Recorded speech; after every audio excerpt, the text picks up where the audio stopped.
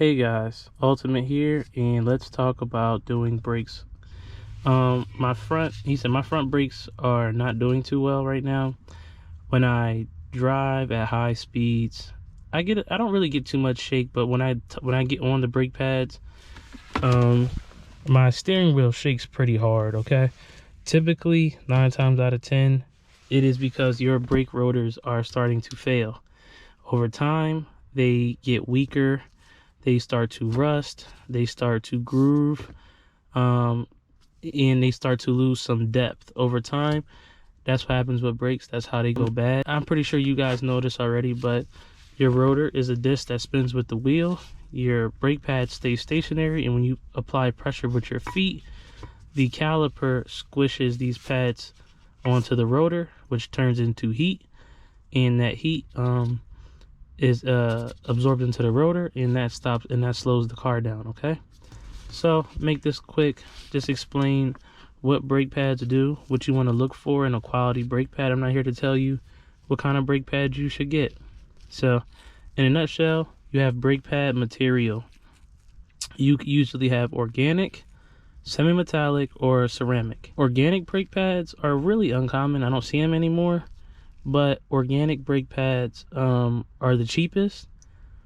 They're actually pretty decent on brake dust. They don't make a lot of brake dust. The bigger problem is they aren't the best performing ones though, and that's what makes them wear out faster. So organics are perfectly fine if you just daily drive a car, or you have a grocery getter or a Corolla or something like that. Okay, you have semi-metallic is next up. In the car world, you're going to learn that just because something costs more does not mean it performs the best. Semi-metallic actually, for the most part, has the best braking performance of the three I'm going to talk about. Semi-metallic is literally what it sounds like. It has semi-metallic material. Semi-metallic has the hardest biting force, and it's right in the middle of the pack as far as cost is concerned. Okay. Some pros to that is that semi-metallics do bite hard. So they're ideal if you push your car hard, if you track, if you tow. And some cars like BMWs and things, semi-metallic is actually OEM. So the only issue with semi-metallic is for real is that they can be a little bit noisy. They're the loudest of the three, and they produce the most brake dust, which can be hard to clean, and it shows up more often.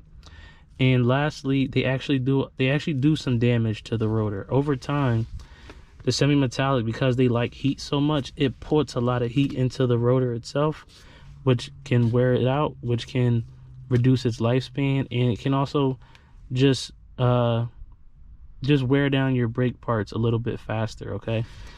And then what I have right here is called ceramic. Ceramic material is made of like pottery and resin, things like that. Ceramic is kind of the best of both worlds. It performs well. Let's say semi-metallics perform like 9 out of 10. These would be like a 7. Ceramic is quiet.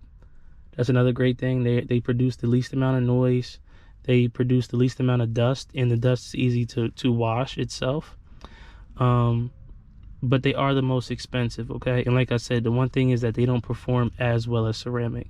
So my go-to is they don't perform as well as semi-metallic. So I always like ceramic. Sometimes when you get into the car world and you want to start buying parts, you got to be realistic with yourself and say, what am I going to use this car for? Do you really need performance brake pads on your 2009 Corolla? I doubt it. You know what I mean? So some things to think about. Let's talk about what you need to look for. Backing plate. Okay, this is shim. Is what makes your brake pads quiet when they hold against the caliper. Some of these are small, some of these are non-existent, some of these are rubber. This does have a effect on how quiet your brakes are going to be. You have these chamfer here. These chamfers help with actual brake pad bite. They help with the contact. Okay, sometimes if you don't see these, some cars, this is just a thing that's going to happen, because like Volkswagen, BMWs, Audis, they have like pad wear sensors, so the brake pad design has to be a little different. But cheap brake pads probably won't see this chamfer here. What this slit does here is that this allows any brake pad material to have somewhere to escape to, Also, as you brake, heat produces a gas buildup. That gas buildup needs somewhere to go, and this little slit here is what gives that gas somewhere to escape from. Okay, so you always want to see a slot of some sort. Not all of them have them, but you always want to see one. And for here, we have a brake pad wear sensor right here. So when your brake pads get to they get low enough, this will actually make contact with the rotor, and you will hear that loud squealing sound, let you know that your pads are low. All right, that's what a good quality brake pad looks like. All right, let's jump to the rotor. Now, right here, we have our rotor. In a nutshell, rotors are big pieces of iron that spin and that they dissipate heat. They are what stops the car. Just kind of show you some things that you need to see here. As you see here, you see these gills. This is how air, when this thing spins, brake calipers sit out in the open, so a lot of air can hit these rotors, which helps them cool. Air also flows through these gills in here, which also helps the car stay cool as well. Okay, another thing here is the rotor face itself. Now, I have something called slotted rotors, but if you ever have like a standard blank rotor, you might see like etching and like these, like it looks really pretty. It's like etching and cuts. That is a machine rotor. That's a proper rotor. That means that it was balanced properly. A cheap rotor will just have like a blank face if it's not coated like this. What you want to make sure when you look at a good quality rotor is that, first of all, it's the correct weight. Weight of the rotor has a lot to do with how much heat it can dissipate and how much strength it has. Okay, cheap rotors, well, they'll look the same, but they actually might be a little bit lighter. Another thing here is proper thickness. Okay, a cheap rotor might actually be relatively thin. You see where these rotor faces are? They connect to the gills in here. They'll be thinner. And then that will have your rotors will have less structural integrity. Like cheap rotors also will have less gills in here. See all these gills? See how they're evenly spaced out? A cheaper rotor may only have half this many gills, or not as many. So anytime you see on like Amazon or something, brake pads and rotors, I got all four. I got the whole front and back set for $150.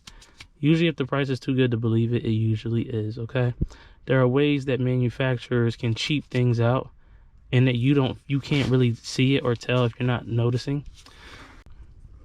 The different types of rotors you have a solid rotor, which does not have gills in here, which reduces cooling. This is a vented rotor, which you can see the vents, the gills, which help it breathe. A blank rotor will just have a blank face to it. Okay, blank rotors are, for the most part, always a go-to. There's nothing wrong with blank rotors ever. They work perfectly fine. I've pretty much used blank brake rotors all the time. If you ever want to look into performance rotors, there's usually 3 kinds, and some of these can mix and match. But usually you have something called drilled rotors, slotted rotors, and dimpled rotors. When it comes to rotor designs, I'll tell you, I don't really ever recommend drilled rotors. Drilled rotors have, instead of these slits here, they'll actually have like actual holes that go all the way through the rotor. Okay, the reason why most performance people will tell you not to go with drilled rotors is because they lessen the strength of the overall rotor. They can make the rotor weigh less. There's less surface area for the brake pad to grab onto, and because there are these holes in there, you have the rest of the rotor face will be hot, but these holes will be cool, which can cause cracking around those holes. So if you really want performance, drilled rotors are usually not the go-to. But when you have something called dimpled rotors, which are actually very nice, dimpled rotors look just like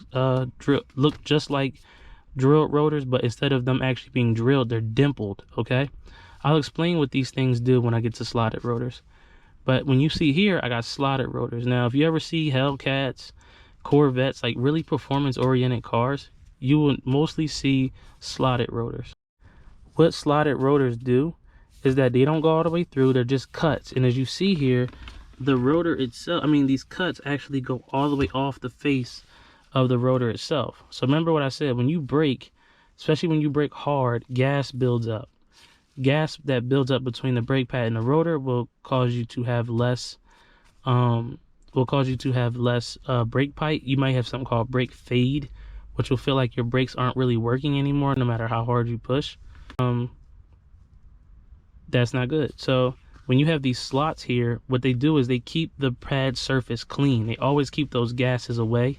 Not only that, but if you really dive into some slotted rotors, you can almost feel like these slots kind of bite into the brake pad a little bit harder, which will make your brake, which will increase your braking strength. All right.